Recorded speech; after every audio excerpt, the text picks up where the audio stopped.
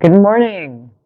So today I'm using the Intuitive Life Coaching Oracle, and I already pulled the card because these cards are so big. I didn't want you to have to see the pain of me shuffling them. We got card number 64, which is the Seeker of Truth. You can feel the hidden truth behind your circumstances. You may feel confused about a situation or circumstance right now, and that's because you can feel that something is not quite right. This card comes to you today to tell you that you are a seeker of truth, that you can feel the truth behind the words, actions, and circumstances around you. As such, you may continue to search for answers even when everyone assures you that all is well.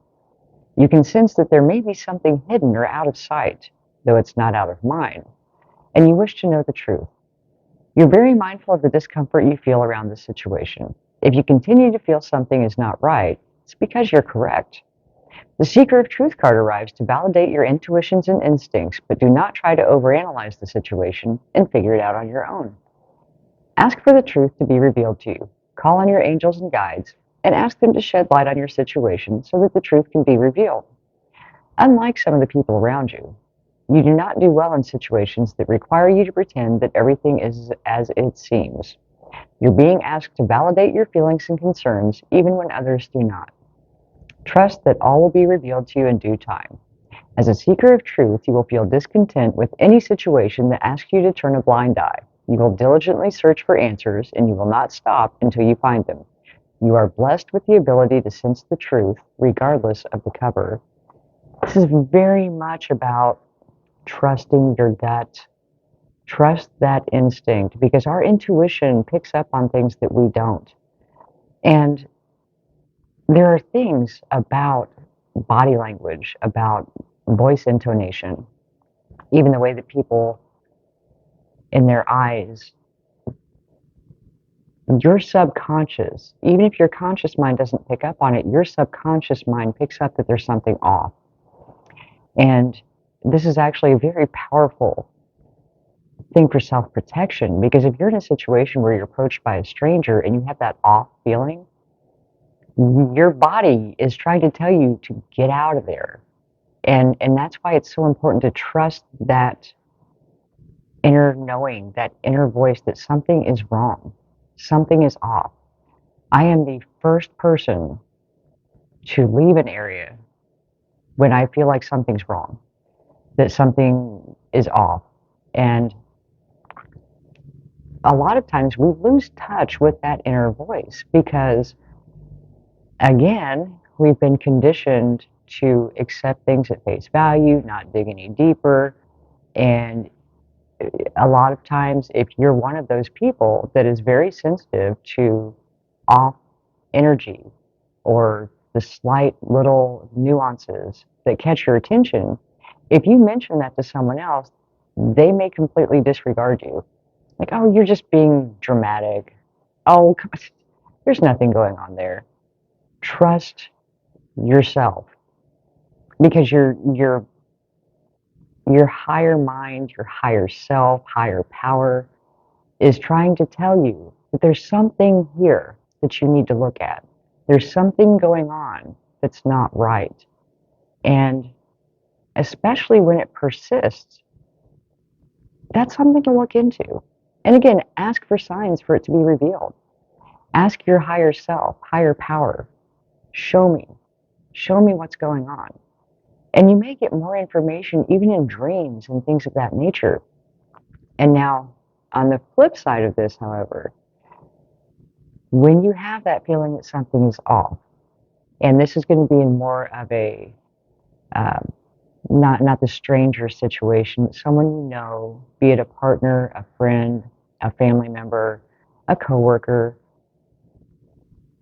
If you feel suspicious, that's different than having a gut feeling. Because suspicion and distrust, many times, it comes from our own inner wounding. And it really is not a reflection of the person's behavior at all. So learning to know the difference between your baggage and your intuition is challenging. And so when you find yourself in a situation and you're really not sure is my subconscious mind just reminding me of something from my past that hurt me, which we call a trigger?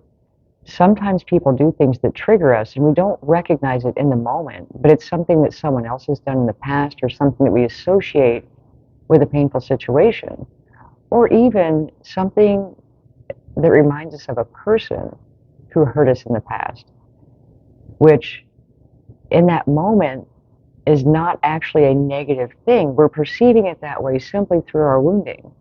And being able to identify that, okay, that just triggered me because, you know, they're dressed just like this person, or that's the same phrase this person used.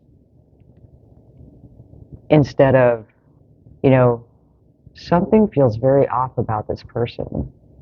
And that's more of an energetic, like a feel that you get, or something feels very off about this situation. That's different. That's intuition. When it's triggered, when you feel that emotional response, it's a different, because the intuition is more of an unease, an uncertainty, whereas a trigger is an emotional response. And that's generally something from our past that's coming up to be like, I'm still here, I need to be addressed, heal me, as opposed to, this dude's shady, get the F out of here. So I just wanted to clarify because, especially in relationships, I think it's something we have to be very aware of. Because if you've been hurt in the past, and most of us have, at least once, if not more, and so we carry that in our subconscious mind, and then if someone does something that's similar to a person that we were in a relationship with in the past, we can jump to conclusions, we can assume all kinds of things, and you're just projecting your emotional baggage all over the other person. So that's completely different from intuition, which is like, you know, hey, there's some off stuff happening here. So I hope that helps clarify the difference, because that is a rough area. When you learn to understand which place that's coming from, A, it helps your partner tremendously because you're not just projecting your baggage all over them. And B, it saves you the embarrassment of having to explain that, oh, I guess that was just my baggage, as opposed to, you know, there's something really off here. So be a seeker of truth. Look deeper when you feel like you should. Trust your instinct. Trust your intuition. I hope this helps. I will talk to you soon. Love and light. Hey, would you describe yourself as a people pleaser? Do you have trouble setting boundaries? Do you just feel exhausted from taking care of everything and everyone around you and feel like you always come last? Have you just been kind of going through the day-to-day motions, but you're not really living? There's just no passion, there's no adventure, no fun in your life anymore? Then this is the offer for you. If you'd like to make 2023 the year you become unfuckwithable, and just for fun, I've got the definition here, when you are truly at peace and in touch with yourself and nothing anyone says, does, or thinks can bother you. Meaning that you are so firm in your power and so certain in who you are that no outside influence can deter you from living the life that you truly desire and deserve. And if that sounds like the way you'd like to live, click on the link below to get more information on how you can make 2023 the year you become unfuckwithable and start living the rest of your life as the best of your life.